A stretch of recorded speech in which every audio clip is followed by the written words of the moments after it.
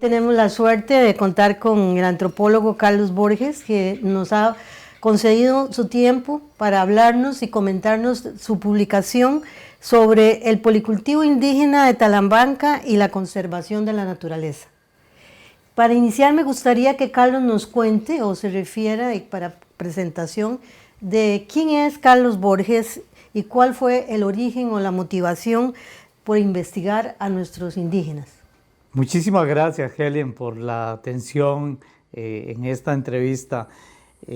Yo soy Carlos Borges Carvajal, soy de una familia proveniente de la ciudad de Esparza y allí tuve la oportunidad, por mi vinculación con mi abuelito, de conocer historias de Talamanca, porque mi abuelito era miembro de la Orden de los Lazaristas, de los sacerdotes alemanes que trabajaban en Talamanca. Y desde muy temprana edad a mí me jaloneó ese nombre y las maravillas mágicas que mi abuelo contaba. Y finalmente yo entré a la Universidad de Costa Rica a estudiar Derecho, por influencia de mis profesores, pero muy pronto renuncié a esa carrera y entré a la carrera de Arqueología y Antropología. Eso me llevó finalmente a trabajar en Talamanca, primero en un programa de educación para maestros en territorios indígenas, y trabajé en educación bastante tiempo allá en Talamanca, y luego como promotor de la Dirección Nacional de Desarrollo de la Comunidad. Y ahí me fui quedando. Yo viví de mi vida, viví a tiempo completo y seguido 4 años con los Bribris en Talamanca. Yo he tenido una buena vida, pero esos han sido de los mejores años de mi vida, Helen. En tu libro mencionas que tu carrera fue antropología, pero que luego te especializas como etnólogo. Háblanos un poco de qué es un etnólogo. Gracias, Helen. Sí, la antropología es una ciencia que tiene diversas disciplinas, entre ellas la arqueología, la antropología social, y dentro de la antropología social hay una división que es de etnografía y etnología. La etnografía, que es normalmente lo que yo he hecho durante muchos años, es la descripción detallada de las costumbres de un grupo cultural, de una etnia determinada. Y la etnología es la explicación teórico-científica de aquello que el etnógrafo está observando. Yo durante mucho tiempo he hecho etnografía, y es hasta en mi madurez intelectual que me he atrevido a hacer etnología. Infórmanos y enséñanos cuáles son las diferentes etnias que hay en nuestro país, cuáles son los vínculos que existen entre ellas y a cuál específicamente te referís cuando haces el trabajo en este libro. Sí, los pueblos indígenas de Costa Rica pertenecen a 2 tradiciones culturales, que es la tradición cultural mesoamericana, que también le llamamos horizonte cultural mesoamericano, y la tradición cultural u horizonte cultural chipchense. El primero, los mesoamericanos, son todos los grupos que van desde el norte del río Barranca hasta el centro de México. Ahí encontramos distintas civilizaciones que se sucedieron, como los olmecas, los mayas, los aztecas, todos los pueblos náhuatl. De esos pueblos llegaron a Costa Rica tardíamente 2 pueblos, que son los chorotegas y los nicaraos, que todavía sobreviven en Nicaragua y en Costa Rica. El resto de los pueblos indígenas de Costa Rica son de la tradición chipchoide, que son desde la costa atlántica de Nicaragua, Costa Rica, Panamá, Colombia y una parte de Ecuador. Esta tradición cultural chipchoide tiene diferentes grupos, y en Costa Rica están representados por los Bribris, Cabécares, Nove, Boruca, Térraba, Malecu, Huetares. Grupos desaparecidos que habían, los Quepó, los Cotos, los Changuenas, los Tariacas, son grupos que desaparecieron en el proceso de la conquista española. Se caracterizan, el primer grupo de tradición mesoamericana, porque son agricultores y horticultores, y el segundo grupo de los chipchenses porque son semicultores y cazadores recolectores. Eso da dos diferencias, que también tiene que ver con los medios ambientes.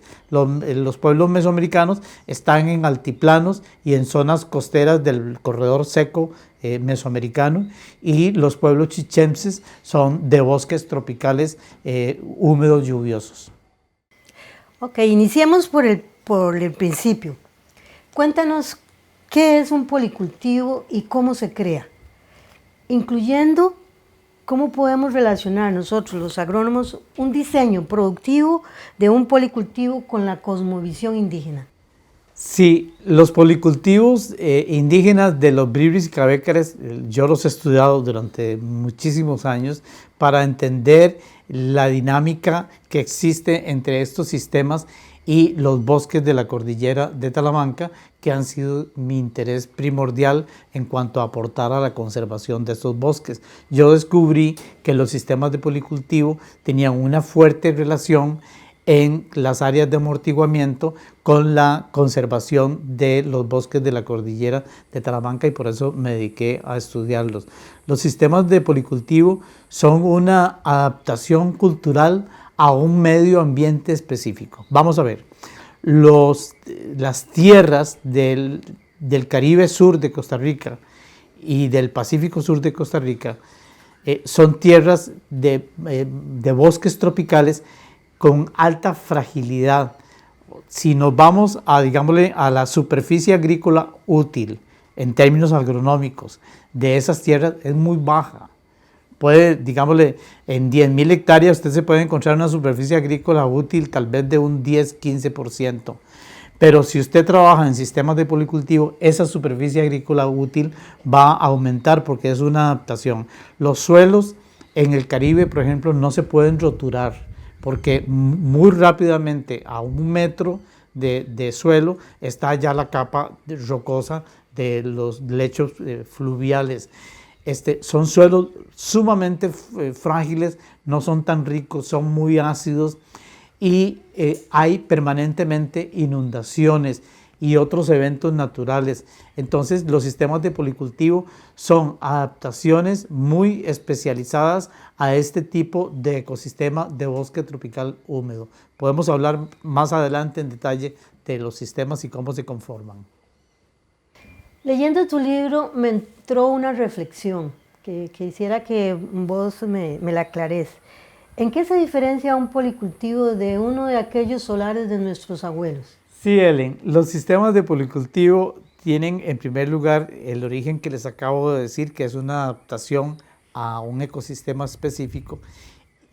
Por tanto, es una respuesta cultural al medio ambiente, y como respuesta cultural está íntimamente ligada a la cosmovisión de los bribris y cabécares que tienen sobre ese medio ambiente.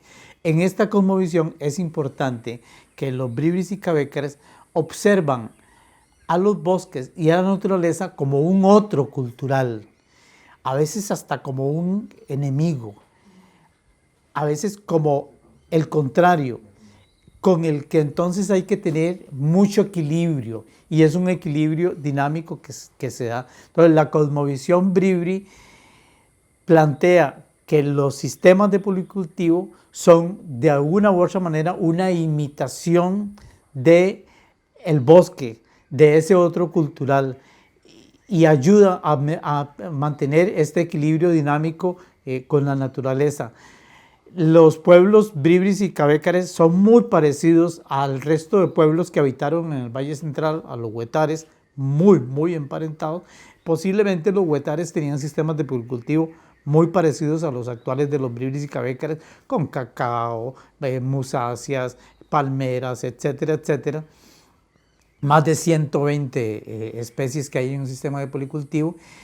Y en el Valle Central se dio un proceso de mestizaje entre la población huetar y los hispanos que llegaron a vivir acá. En ese mestizaje hubo no solo un mestizaje de personas, genético, sino un mestizaje cultural. Y el mejor ejemplo de ese mestizaje cultural es el solar costarricense. El solar costarricense tiene tanto de la tradición del policultivo indígena propio de Costa Rica y de los sistemas de solar españoles que trajeron ellos, donde también hay una alta diversidad de cultivos. Esos se juntaron y el mejor ejemplo los podemos encontrar todavía que sobreviven solares aquí en esta zona de Alajuela, en Escazú, en Heredia, que sobreviven estos tipos de solares.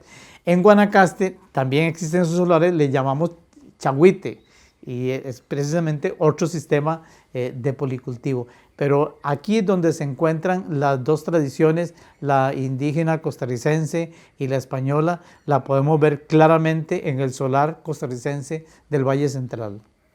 Pasemos ahora a hablar de la cultura, como vos lo citás concretamente, como una cédula de identidad, de códigos heredados por una colectividad. Sí, la cultura, como bien lo digo en el libro, es una cédula de identidad de un pueblo, son como los códigos de barra que vemos en un producto.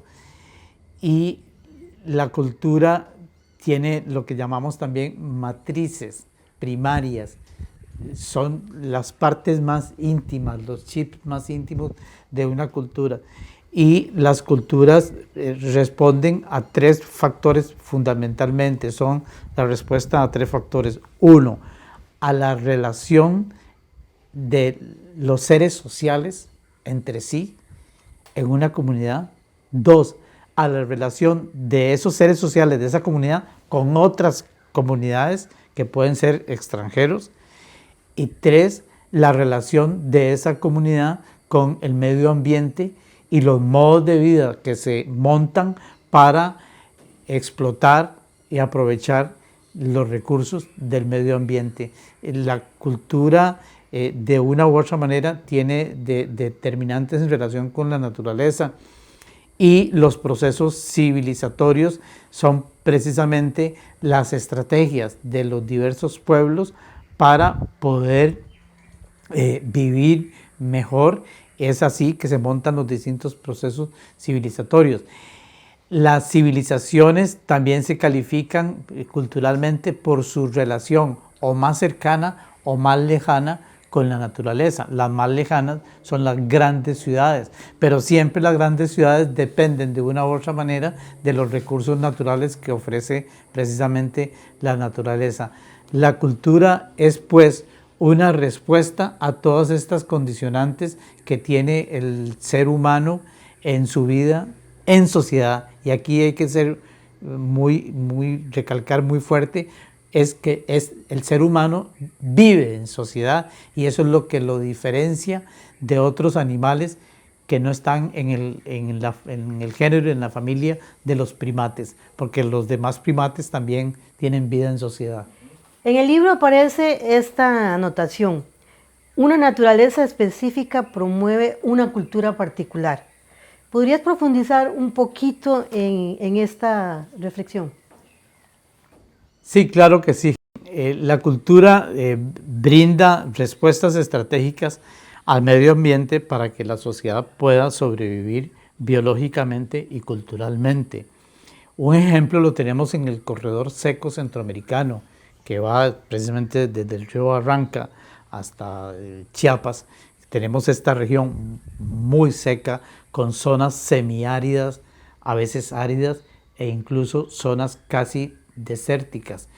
Las sociedades de este corredor seco mesoamericano han montado respuestas de una u otra manera a estas condiciones tan severas del clima en que llueve realmente muy poco, y lo han hecho a través históricamente lo hicieron a través del sistema de milpa, que el sistema de milpa, que también los antropólogos le llamamos la Santísima Trinidad alimentaria, que son el maíz, los frijoles y las cucurbitáceas en general. A eso se le agregan los chiles y otros cultivos asociados como el amaranto, y este sistema de milpa, que las cucurbitáceas lo que hacen, el trabajo que hacen es guardar humedad en el suelo de la milpa, y el frijol lo que hace es aportar nitrógeno. Entonces es una adaptación cultural. Este sistema de milpa, por ejemplo, no funcionó entre los pueblos chipchoides. ¿Por qué? Porque la humedad es lo contrario. Es una humedad relativa muy alta. Entonces, prácticamente no teníamos frijoles, Phaseolus vulgaris, por ejemplo, la mayoría de los frijoles que hay en los pueblos chipchoides son lunatus, Phaseolus lunatus, que son frijoles de enredadera, y entonces también siempre con una luminosidad alta. Entonces el sistema de policultivo también es una respuesta a esas condiciones de evapotranspiración muy alta, de humedad relativa muy alta, de suelos deficitarios, de inundaciones, etc.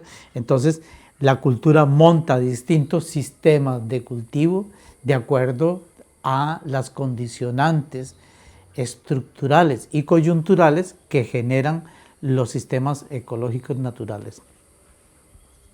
Entremos al plano político, porque no podíamos dejarlo de lado, ¿verdad? En el libro, y hay un aporte político que a mí me parece importantísimo y que es como para ir cerrando, que son las sugerencias que usted hace de cómo convertir la temática ambiental en un sujeto político por excelencia.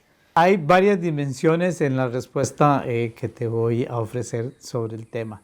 La primera es que en mis estudios sobre los sistemas de policultivo, yo descubrí que sobreviven también entre los borucas, entre los térrabas, los brívilis, los cabécares, los nobe, los cunas, todos estos de áreas indígenas chipchoides. Y al mismo tiempo, entre esta territorialidad indígena están las áreas silvestres protegidas más grandes que tenemos en la Baja Centroamérica, que son el Parque Internacional La Amistad, que tiene 200.000 hectáreas en Costa Rica y 200.000 hectáreas en Panamá, Palo Seco en Panamá, Chirripó en Costa Rica, y cerca en Costa Rica tenemos en un solo bloque de la cordillera de Talamanca 12 territorios indígenas, brívilis, cabécares, y 11 áreas silvestres protegidas. La masa boscosa más extensa y compacta de Costa Rica está en dominio de la territorialidad bribri-cabécar. Y en esta territorialidad no solo hay bosques, sino que están todos estos sistemas de policultivo que brindan un continuum al movimiento de la biodiversidad en estas áreas geográficas. La primera dimensión política es que la conservación de la cordillera de Talamanca debe hacerse con y por los pueblos indígenas, con colaboración del Estado costarricense. Pero una estrategia donde los pueblos indígenas, brívilis y cabécares, no estén en la conservación no va a funcionar. La segunda dimensión es que para recuperación en otros sitios de Costa Rica y de Centroamérica de los flujos genéticos de la biodiversidad, montar sistemas de policultivo con los distintos pueblos indígenas y que tienen herencia también indígena es fundamental. Entonces, por ejemplo, apoyar con crédito sistemas de cacaotal, apoyar con crédito sistemas de cafetal. Cuando hablo de cafetal, no estoy hablando de café, estoy hablando del sistema de cafetal, que tiene cítricos, que tiene musáceas, que tiene maderas. Igual, cuando hablo de cacaotal, estoy hablando de un sistema diverso. Y entonces los distintos sistemas diversos que pueden existir en cultivos permanentes, por ejemplo, es fundamental el apoyo político para que estos pueblos campesinos e indígenas tengan crédito, tengan financiamiento y tengan mercados y tengan asistencia técnica. Esta es la dimensión política más importante. La tercera dimensión política en la respuesta que le quiero dar es que la biodiversidad es fundamental en la sobrevivencia de un pueblo y los sistemas de policultivo aportan muchísimo en la conservación de la biodiversidad. Y cuando hablo de conservación estoy hablando de usar, de investigar y de proteger, de las tres cosas. Esto es fundamental en la estrategia país para posicionarnos de una manera diferente en el concierto de las naciones.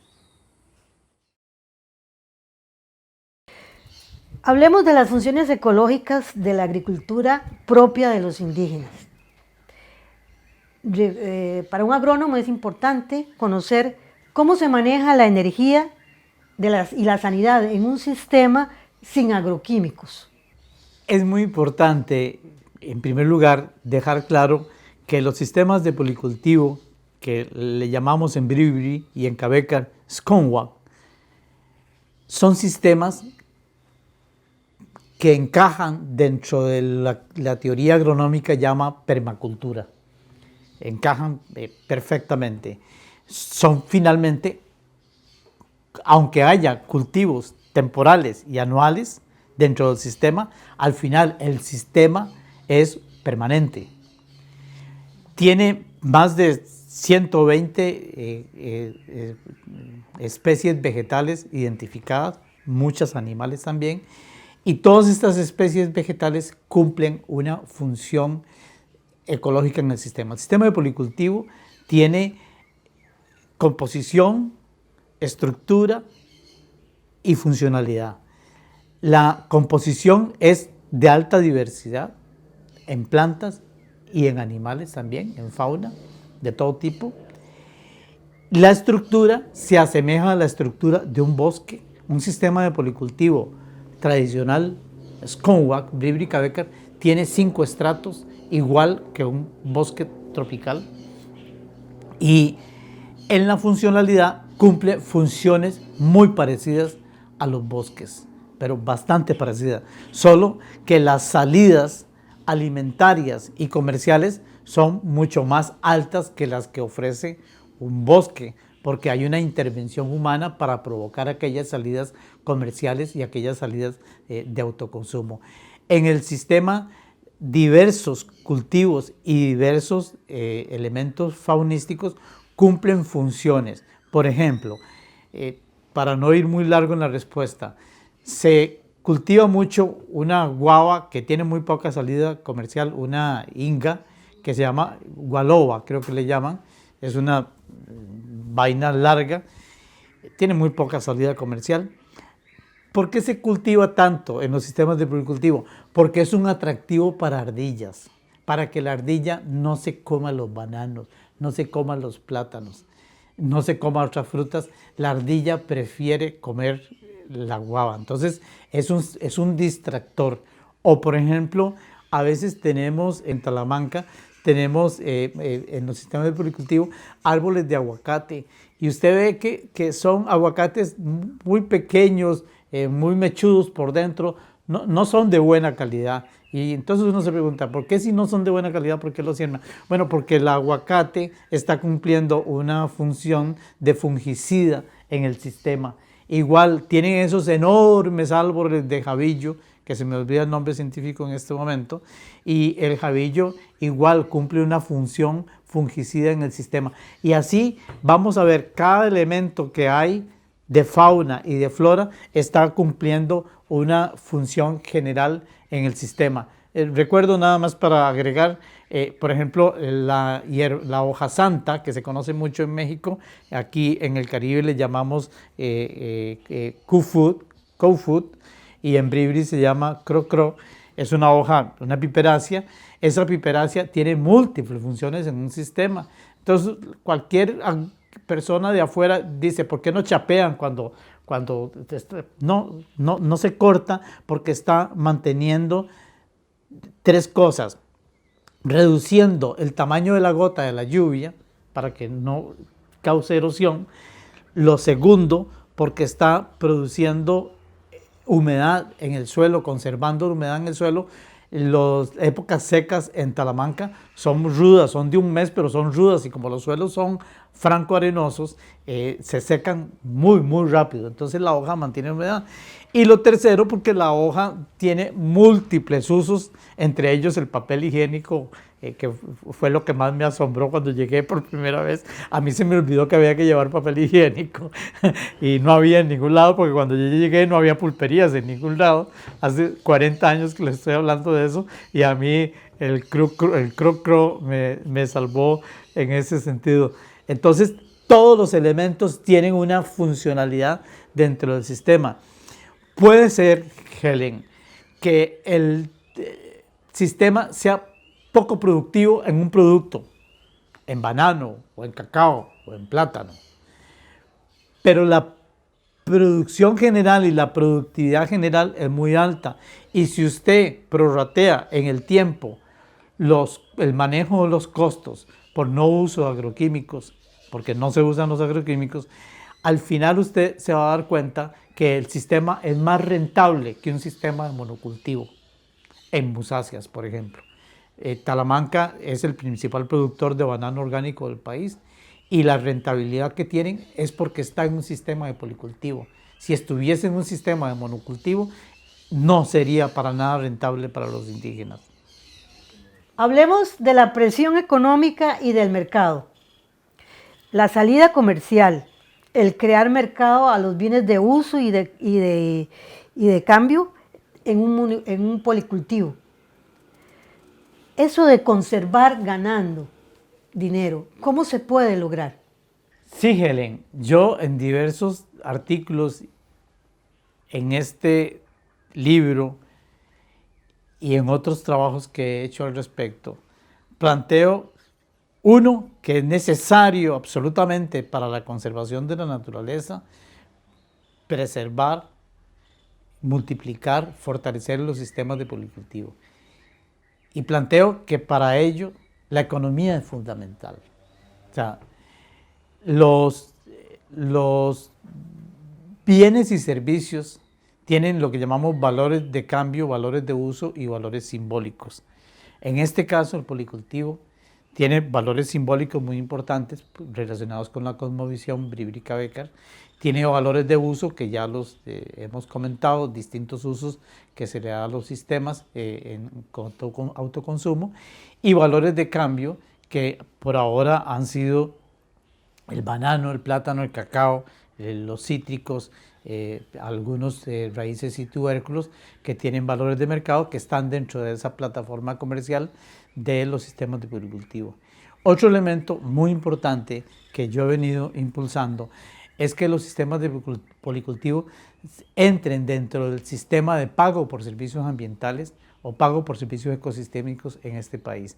Califican totalmente y son mucho más ricos que los llamados sistemas agroforestales. Son muchísimo más ricos en cuanto a belleza del paisaje, aporte para la conservación del paisaje, aporte para la conservación del agua, aporte para la captura de dióxido de carbono, porque son sistemas muy dinámicos, y aporte para la conservación de la biodiversidad.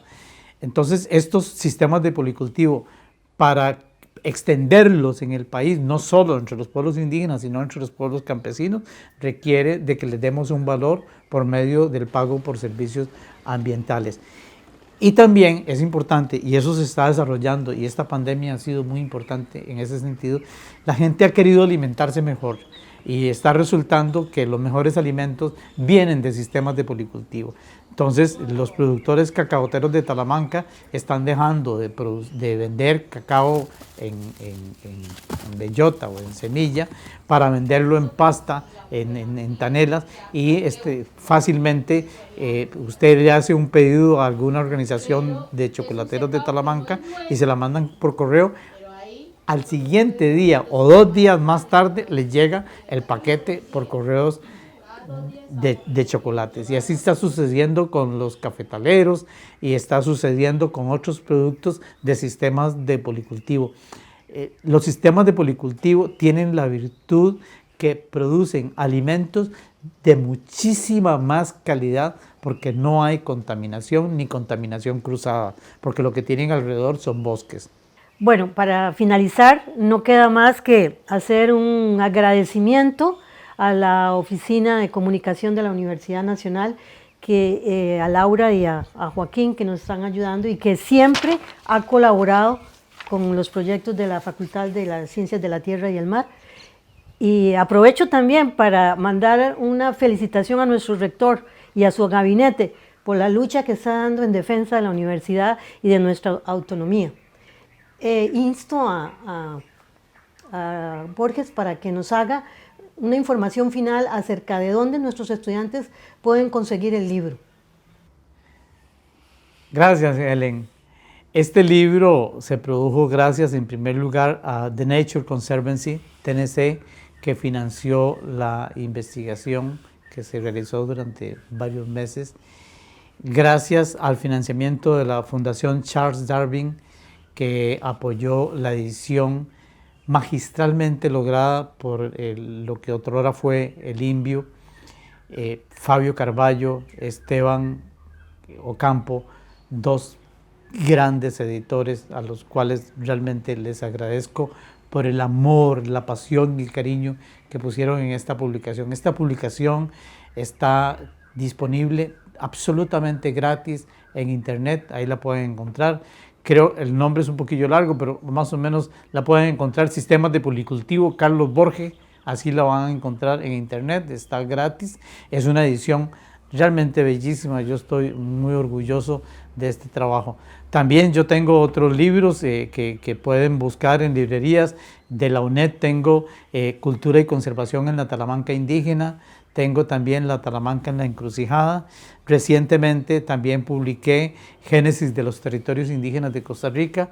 Final de este año publico Café Tarrazú con aroma Guaymí. Y al final de este año voy a publicar un libro que le he puesto muchísimo entusiasmo, que se llama La Mágica Talamanca, y es un libro no antropológico, es más la historia de un antropólogo conviviendo con los bribris, es un poco más autobiográfico, pero no autobiográfico aburrido, es muy literario. También esto a pedido de muchos amigos que me han pedido que escriba al respecto. Entonces, y diversos artículos que pueden encontrar en mi página de Facebook, está Carlos Borge Antropólogo por ahí, pueden encontrar, yo cuelgo casi todos mis trabajos, yo me dedico a la consultoría durante 40 años y a todos los clientes les pido permiso para colgar los informes de consultoría de diversos temas en esta página para aportar. También pueden encontrar los estudiantes mucha información en esa página sobre métodos y técnicas de investigación etnográfica que les ayude, cómo hacer entrevistas, cómo hacer observación pasiva, cómo hacer observación participante, cómo hacer fotografía documental, cómo hacer videos documentales, etcétera, etcétera. Hay muchos trabajitos que yo he puesto al servicio de la comunidad académica, aunque no soy académico, pero tengo un enorme aprecio y amor por la academia. Muchas gracias, Helen. Muchas gracias a la Universidad Nacional por esta oportunidad.